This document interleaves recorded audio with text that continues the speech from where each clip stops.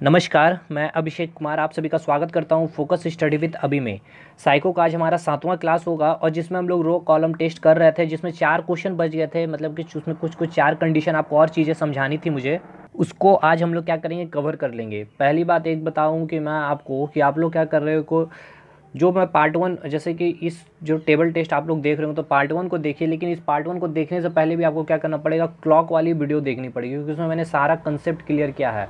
और आपको क्या है कि इस कंडीशन को समझना पड़ेगा। हो सकता है आपके एग्जामिनेशन में इसके इसके अलावा कुछ और कंडीशन पुटअप कर दें और कुछ और भी कंडीशन रख के ये पूछ सकते हैं, लेकिन इसीलिए मैं बता रहा हूँ कि आप सारे कंसेप्ट को समझने की कोशिश कीजिए, सारे कंडीशन को समझने की कोशिश कीजिए कि जो मैं बता रहा हूँ कि दाएं बाएं का मीनिंग, विकर्ण का मीनिंग क्या हो गया, इंटरचेंज की मीनिंग क्या हो गई।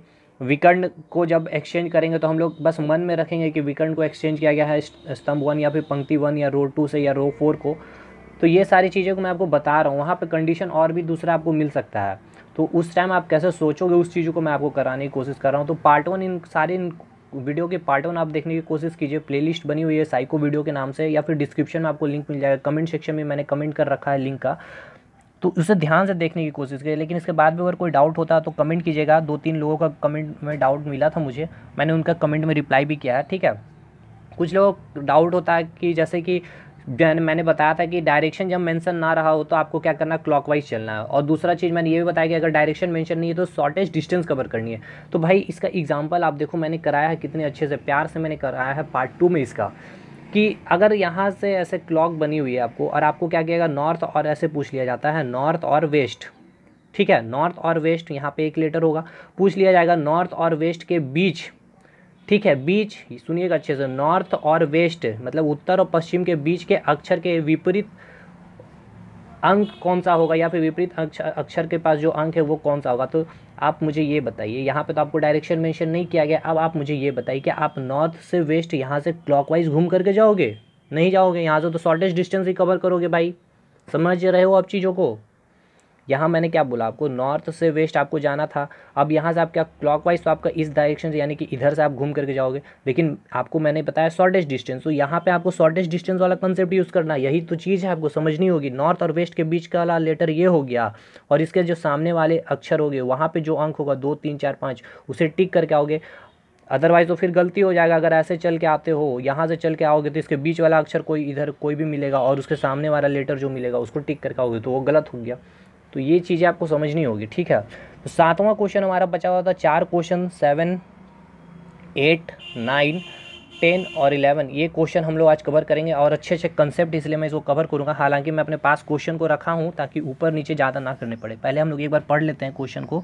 इसका PDF टेलीग्राम से आप डाउनलोड कर लीजिएगा, ठीक है, ताकि आपको भी दिक्कत ना हो। PDF थोड़े देर में शेयर कर दूंगा मैं, ठीक है ना। तो देखिए क्वेश्चन क्या बोला गया, पंक्ति 5 से सीधे चले, पंक्ति 5 से सीधे चले और तीसरा अक्षर पर पहुँचे। उस अक्षर के ऊपर, पंक्ति 5 से क्या करना, हमें सीधा चलना है, पंक्ति 5 से हमें सीधा चलना है। उसके बाद तीसरा अक्षर ऊपर चलना है, पहला दूसरा तीसरा अक्षर पर पहुँचे, और उस अक्षर के ऊपर तीसरा अक्षर पर पहुँचे, ठीक है। उस अक्षर के ऊपर तीसरा अक्षर पर पहुँचे और घड़ी की दिशा में, देखिए घड़ी की दिशा में घूमते हुए पुनः ए अक्षर पर पहुँचे। इस मार्ग में कौन सा अक्षर अधिक बार आता है? ये आपका क्वेश्चन है, और एग्जामिनेशन में यही क्वेश्चन आपको इतने भाग में यहाँ पे लिखा हुआ मिलेगा, और यहाँ पे आपको फिगर मिल जाएगा, तो आप इजीली क्वेश्चन को अटेम्प्ट कर लोगे। लेकिन अब हम लोग देखते हैं सबसे पहले टेबल और क्वेश्चन क्या बोला गया है। मैं अपने पास रखा हूँ आज कॉपी को, तो मैं बोलते चलता हूँ, ध्यान से सुनिएगा। बोला गया पंक्ति 5 से सीधे चले, पंक्ति 5 से सीधे चले, ठीक है भाई, और तीसरे अक्षर पर पहुँचे, पहला दूसरा तीसरा अक्षर पर मैं पहुँच गया भाई यहाँ पे, ठीक है। उसके बाद क्या गया, उस अक्षर के ऊपर तीसरे अक्षर पर पहुँचे, इस अक्षर के ऊपर, इस अक्षर से नहीं बोला गया, इस अक्षर के बोला गया, ठीक है। तो तीसरे क्या हो जाएगा, पहला दूसरा तीसरा, अगर से बोला जाता तो 1 2 3 सी में पहुँचते, लेकिन हमें अब कहाँ पहुँच गए, ए पे पहुँच गए, ठीक है।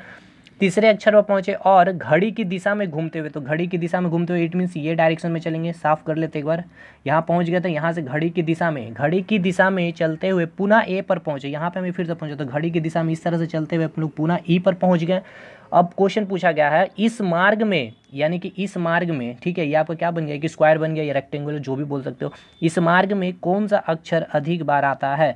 तो अब आप देखिए कौन सा अक्षर अधिक बार आया है। यहाँ से चलना स्टार्ट किया हमने, ऐसे चला है, ऐसे चला, ऐसे, और फिर से यहाँ। तो आप देखिए सी 1 बार आया है, सी 2 बार आ गया, 3 बार आ गया, इस मार्ग में 3 3 3, सी 4 बार आ गया। ठीक है भाई, अब डी देख लेते हैं हमने कितना बार आया। डी 1 बार आया है, 2 बार आया है, 3 बार आया है बस।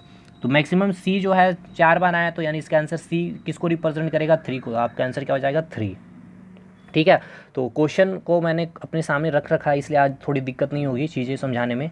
और इसका पीडीएफ आपको मिल जाएगा थोड़ी देर में। और इसका हो सकता है सारा देखिए, क्लॉक वाली कंसेप्ट को समझिए, इसके बाद इस टेबल टेस्ट को समझने की कोशिश कीजिए। ब्रिक टेस्ट को मैंने समझाया, बहुत ही अच्छे से समझाया है। इसके बाहर कंडीशन एग्जामिनेशन में नहीं बनेगा, बस बशर्ते है वो कंडीशन समझनी होगी। लेकिन डाउट जो हो आप कमेंट कीजिए, मैं उसको ऊपर एक सेपरेट वीडियो बनाऊंगा, जैसे आज मैं आपको समझा दिया हूँ वो क्लॉक वाइज वाली और शॉर्टेज डिस्टेंस वाली। 8वां क्वेश्चन बोला है कि अक्षर ए, ठीक है, ए अक्षर कौन सा स्तंभ के अंतिम में आता है। ठीक है, उस स्तंभ के मध्य अक्षर, मतलब बोला गया है कि ए जो लेटर है किस स्तंभ, स्तंभ ये वाला होता है। ठीक है, किस यहाँ पे अंतिम में आता है, यानी यहाँ पे ए कहाँ पे आता है, किस स्तंभ में आता है, वो देख लेते हैं हम लोग टेबल पे।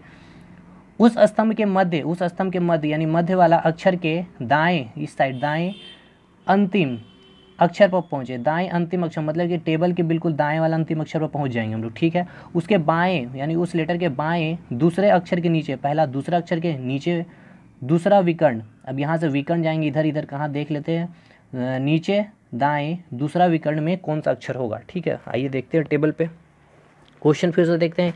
बोला गया कि ए अक्षर कौन से स्तंभ के अंतिम में आता है। तो देखिए कौन से स्तंभ में ए है, नीचे में, यानी कि स्तंभ 1 की हम लोग बात कर रहे हैं। स्तंभ 1 में लेटर ए नीचे में है। ठीक है, उसके बाद बोला गया है इस स्तंभ के, ठीक है, यानी कि इसी स्तंभ के मध्य अक्षर के, इस स्तंभ में मध्य अक्षर कौन सा, मिडिल वाला लेटर कौन सा होता है। 1 2 3 4 5, 5 है, इसका मिडिल वाला कौन सा हो जाएगा, तीसरा वाला लेटर मिडिल वाला होगा, यानी कि ये 2 और ये 2 के बीच में कौन सा, बी। तो बी जो हो गया मध्य वाला अक्षर हो गया। ठीक है, ये मध्य वाला अक्षर हो गया। ठीक है, बी बोला गया। उसके बाद मध्य अक्षर के दाएं, मध्य अक्षर के दाएं इस साइड दाएं अंतिम अक्षर पहुंचे, तो इसके अंतिम अक्षर कौन सा, सी, यानी कि हम सी पर पहुंच गए, सी। उसके बाएं, इसके बाएं, ठीक है, उसके बाएं दूसरे अक्षर के नीचे, इसके बाएं के बोले गया। ठीक है, से नहीं, तो दूसरे अक्षर पहला दूसरा, यानी कि सी पे पहुंच गया। दूसरे अक्षर के नीचे, दूसरे अक्षर के नीचे, नीचे, ठीक है, नीचे दाएं दाएं दूसरा विकर्ण। अब बात आ गया है, मतलब नीचे विकर्ण, यानी इस लेटर का विकर्ण के बारे में बोला गया। विकर्ण इसका इधर भी हो सकता था, इधर भी हो सकता था, इधर भी हो सकता था, इधर भी हो सकता, लेकिन हमें यहाँ बता दिया गया नीचे दाएं, इट मीन्स ये विकर्ण, नीचे दाएं दूसरा विकर्ण, यानी कि इसका दूसरा विकर्ण, पहला दूसरा। अगर से बोलता तो पहला दूसरा डी हो जाता, लेकिन दूसरा विकर्ण के दूसरा बोला गया के, तो इसको हम लोग काउंट नहीं करेंगे, पहला दूसरा, यानी ई इसका आंसर हो जाएगा। ई बोले तो 5 आंसर हो जाएगा। एक बार फिर से देख लीजिए, बोला गया था कि कौन सा स्तंभ है जिसके आखिरी में ए है, तो ये वाला स्तंभ 1 हो गया। इसके मिडिल वाला लेटर बी हो गया। इसके दाएं का अंतिम अक्षर पर पहुंचने बोला था। इसके फिर बाएं का दूसरा लेटर बोला गया था, सब में के था, से नहीं था, इसलिए मैंने उस लेटर को काउंट नहीं। इसके फिर बोला गया कि नीचे दाएं दूसरा लेटर विकर्ण का, तो विकर्ण ये, क्योंकि विकर्ण हम लोग इधर भी जा सकते थे भैया इसका विकर्ण, लेकिन हमें बता दिया कि नीचे दाएँ विकर्ण, नीचे दाएँ दूसरा विकर्ण में कौन सा लेटर, तो ये बात हमने चूज़ कर लिया ईजिली। 8वां का हमारा आंसर हो गया ई। ठीक है, तो ये बिल्कुल 4 क्वेश्चन आपके काफ़ी क्लियर कर देंगे कंसेप्ट को, इसलिए मैंने बोला था। स्तंभ 2 तथा पंक्ति 3 के अक्षर के, स्तंभ 2, ठीक है, ये स्तंभ 2 हो गया 1 2, और पंक्ति 3, पंक्ति 1 पंक्ति 2 पंक्ति 3, यानी कि ये वाला लेटर की बात होगी। ठीक है भाई, पंक्ति 3 के अक्षर के ठीक ऊपर के, इसके ठीक ऊपर के अक्षर के ठीक ऊपर, अक्षर के दाएँ, ऊपर के अक्षर के दाएँ दूसरा अक्षर से नीचे तीसरा अक्षर के तीसरा विकर्ण अक्षर कौन सा होगा। ठीक है भाई, चलिए क्वेश्चन देखते हैं फिर से हम लोग यहाँ पे टेबल पे आते हैं। बोला गया क्या कि आपका स्तंभ 2 और पंक्ति 3 यानी कि ये लेटर सी लेटर जहाँ मिली, यानी सी लेटर की बात हो रही है भाई। ठीक है ना, सी लेटर पर पहुँच गया। उसके बाद बोला गया है 3 के अक्षर के ठीक ऊपर, यानी इसके ठीक ऊपर के अक्षर के दाएँ दूसरा अक्षर, पहला दूसरा अक्षर से। उसके बाद क्वेश्चन आप डाउनलोड कर लीजिएगा मेरे टेलीग्राम से यानी सी से नीचे तीसरा अक्षर, पहला दूसरा तीसरा अक्षर क्या हो गया, डी।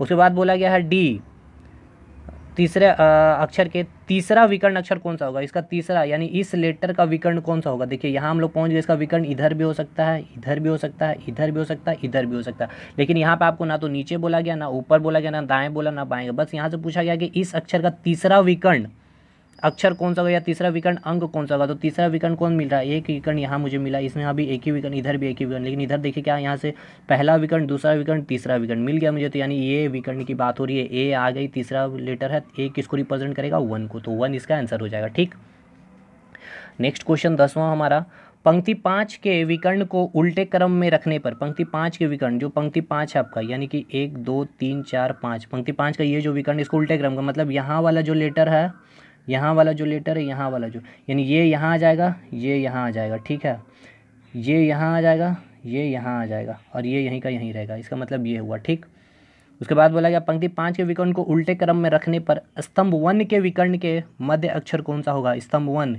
यानी ये स्तंभ 1 है, इसका विकर्ण के मध्य कौन सा अंक होगा।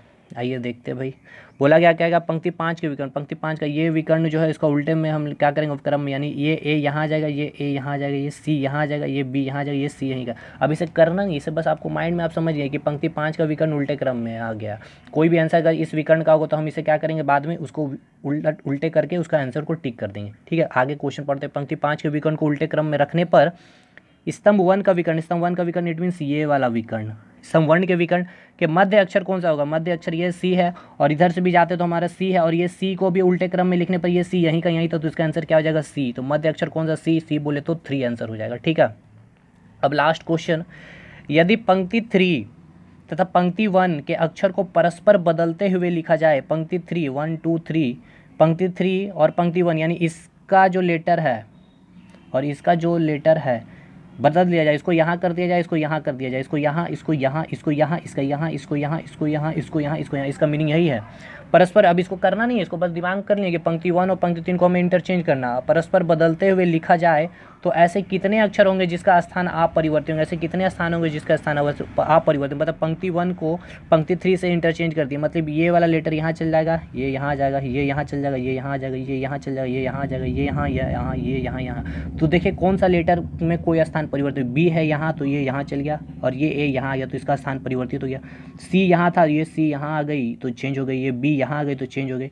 लेकिन अब आप देखोगे ये सी यहाँ भी है और ये सी यहाँ भी, इसको यहाँ लिखे चाहे इसको यहाँ लिखे, सी दोनों जगह सी सी है तो इसका स्थान चेंज है, ये सी यहाँ है तो ये सी स्थान है। मतलब कि पूछा जाएगा जिसका स्थान, मतलब ऐसे कितने अक्षर होंगे जिसके स्थान आप परिवर्तित होंगे, ऐसे कितने अक्षर है, केवल सी वाला ही अक्षर है, तो इसका आंसर क्या हो जाएगा आपका 1 हो जाएगा। ठीक है ना। और अगर पूछा जाता है, यहाँ पूछा गया आपके क्वेश्चन में क्या कि कितने अक्षर है, या फिर पूछा गया कौन सा अक्षर, देख लेते हैं। पूछा गया ऐसे ऐसे कितने अक्षर हो, तो केवल सी अक्षर है तो 1। अगर पूछा जाता है जब बदलते हुए लिखा जाए तो कौन से अक्षर हैं, ठीक है, कौन से अक्षर का स्थान अपरिवर्तित होता है, स्थान कौन सा अक्षर का हो रहा था, सी का हो रहा था, सी किसको रिप्रेजेंट कर रहा तो 3 को, तो 3 आंसर हो जाएगा। तो आई होप कंडीशन सारे मैंने क्लियर करने की कोशिश की है, दोनों पार्ट में, टेबल टेस्ट की और रो कॉलम की, या फिर बात कर ले क्लॉक की, दोनों पार्ट में।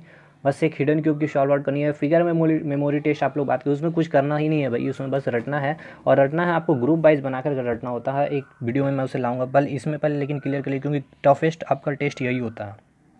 कमेंट करके बताइएगा कोई डाउट हो, ठीक है, चीज़ें और मैं कोशिश करूँगा नेक्स्ट पार्ट में कवर करने की। ठीक है, मिलते हैं हम लोग नेक्स्ट वीडियो में, और हो सके प्लीज़ दोस्तों तक शेयर कीजिए यार, इतना तो आप लोग कर ही सकते हैं, मैं इतना एफर्ट के साथ वीडियो बनाता हूँ। ठीक, मिलते हैं नेक्स्ट वीडियो में, तब तक के लिए धन्यवाद।